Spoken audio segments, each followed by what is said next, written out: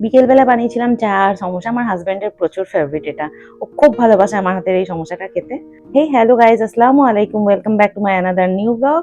আমার নাম আয়েশা আর আমি থাকি বর্ধমান শহরে। আমরা চা নাস্তা করলাম, করে একটুখানি বেরিয়ে গেলাম। অ্যাকচুয়ালি এসেছিলাম নার্সারিতে। আমার ঘরের কাছেই একদম নার্সারিটা, একদম মানে হাঁটা রাস্তা। তো আমরা হেঁটে হেঁটে এসেছিলাম। এখানে জিজি প্ল্যান্টটা দেখছি, তো জিজি প্ল্যান্টের পাতাটা আমার একদম ভালো লাগেনি টেক্সচারটা, ওর জন্য নিলাম না ওটা। তারপর গাছ কেনা হয়ে গেলে আমরা হেঁটে হেঁটে বাড়ি চলে এলাম। বাড়ি আসার পর আমি তো গাছ না নিয়ে এসেছিলাম, যেহেতু হেঁটে গেছিলাম ওর জন্য হাতে করে নিয়ে আসতে পারিনি। আমার হাজব্যান্ড পরে গিয়ে নিয়ে এসেছিল। ততক্ষণ আমি এখানে একটা মানে হ্যাঙ্গিং রেলিং বলবো, আমার তো ব্যালকানি ঠিক মতন নেই, একদমই ছোট স্পেস, তো ওটাকে কি করে সারানোর জন্য এই হ্যাঙ্গিং রেলিংটা কিনেছিলাম।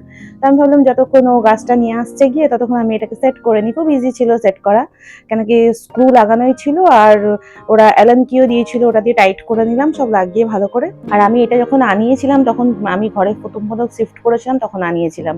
কিন্তু তখন আমি আমার যে গাছগুলো ছিল সেগুলো রাখার জন্য আনিয়েছিলাম। তো দেখলাম গাছগুলো আমার সব জানলাতেই এঁটে গেছে, ওর জন্য তখন আর ইউজ করিনি, পরে এখন ইউজ করছি এটা। আর এটা প্রচুর মজবুত আর ইনস্টল করাও খুব ইজি। তো এক একটাতে মোটামুটি 3-4টে করে ছোট ছোট গাছ রাখলে 3-4টে করে তো আরামসে এঁটে যাবে। তো আমি 5টা মতন গাছ কিনেছিলাম, তার মধ্যে 4টে এখানে রেখেছিলাম। এই যে তার মধ্যে আমার হাজব্যান্ড এগুলো নিয়ে চলেও এসছে। তো এটাকে আমি ফার্স্টে টবগুলোকে সব মুছলাম, আর এখানে আমার হাজব্যান্ডকে বলছি যে আমি কি করে সেট করেছি এটাকে, কবে কিনেছি সব বলছি, মানে ও তো দেখেনি। যাই হোক, এখানে সবকটা গাছ আমি রেখে নিয়েছি। জেড প্ল্যান্ট নিয়েছিলাম।